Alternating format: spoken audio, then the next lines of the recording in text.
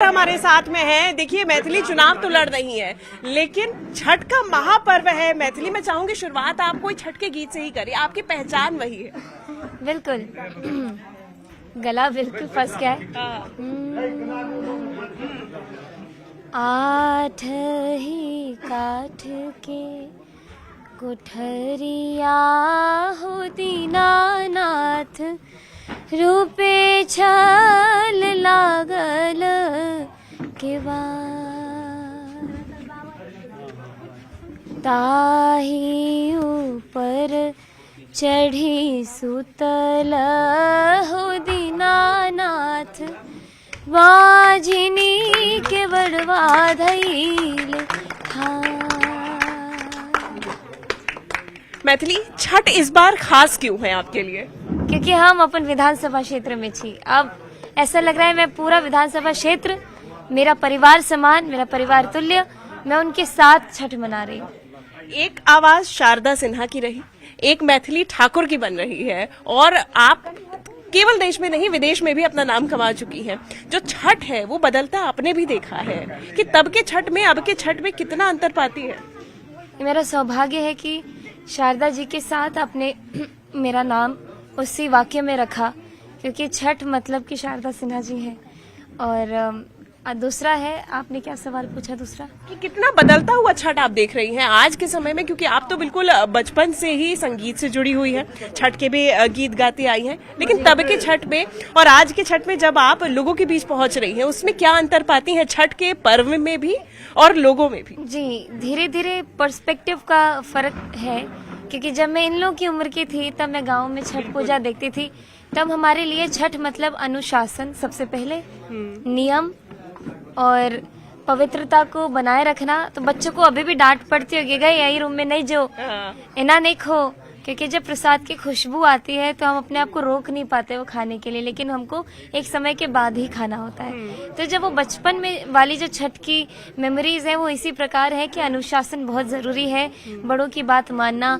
पबनैतिन हमारे लिए भगवती हो जाती हैं, क्योंकि स्त्री भगवती का रूप है ही, लेकिन वो 4 दिन जो कष्ट झेल करके व्रत करती हैं, तो उनको सब उस समय के लिए वो भगवती हमारी होती है, जीती जागती। तो वो जो हमने समय देखा है तो वो बिल्कुल अलग है। और अब के समय में, अब मैं आज की बात करूं, जब मैं 25 वर्ष की हो गई हूं, तो नई जिम्मेदारियों के साथ लोगों के बीच में हूं, तो मैं अब वो बचपन वाली धारणा से अलग होकर के अब मैं सबको सहूलियत मिल रही है कि नहीं, उस चीज को सुनिश्चित करने के लिए हर घाट पर जा रही हूँ। मैथिली छठ को विदेश तक पहुंचाने के लिए क्या करेंगी?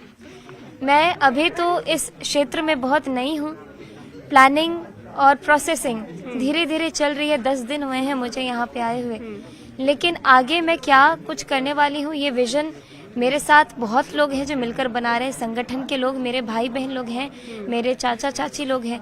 आगे हम क्या करने वाले हैं इस चीज की पूरी सूची में बनाते जा रही हूँ, और जब मैं करूंगी तब दुनिया देखेगी। अच्छा, मैथिली ठाकुर के लिए छठ क्या है?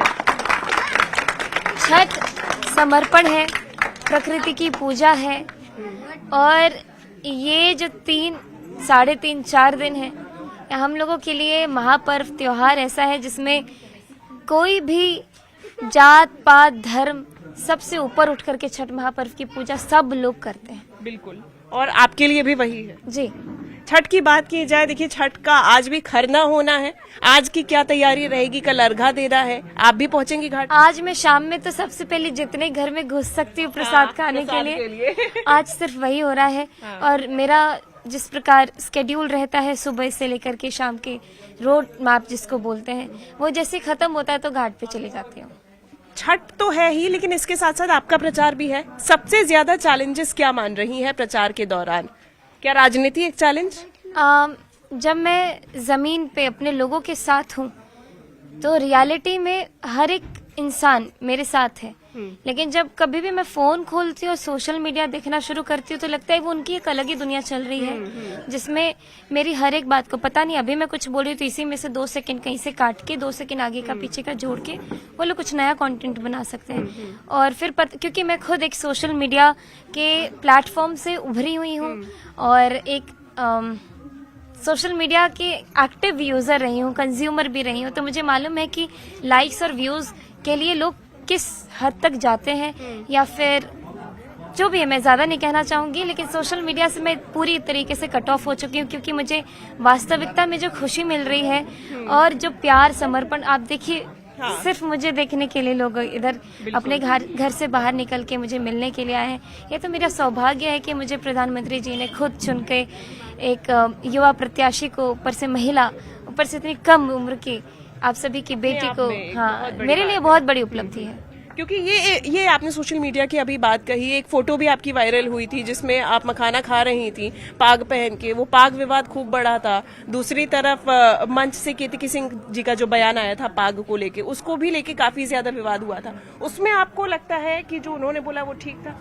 मैथिली ठाकुर, मैं इस पे कोई क्लैरिफाई करना ही नहीं चाहती हूँ। क्लैरिफिकेशन दूंगी उसमें से भी लोग खूब निकालेंगे, लेकिन मैंने उनका इंटेंशन समझा। बाद में आप मानती है कि जो लोग हैं उनकी भावनाएं आहत हुई पाग को लेके यहाँ पे? क्योंकि पाग जो है, ये मुझे यहाँ के लोगों से आपको पूछना पड़ेगा, क्योंकि उनका भाव 15 मिनट में उन्होंने बहुत भाव में बोला, उनसे एक वाक्य नहीं संभला अच्छे से, क्योंकि वो बाहर की आई हुई थी, यूपी से आई हुई थी।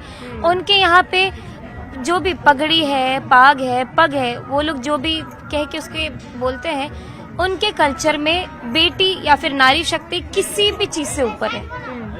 और उन्होंने उस चीज को जिस तरीके से बोला, यहाँ के लोगों ने वो वाक्य को पकड़ा, लेकिन इमोशंस या आगे पीछे की चीजें नहीं देखी।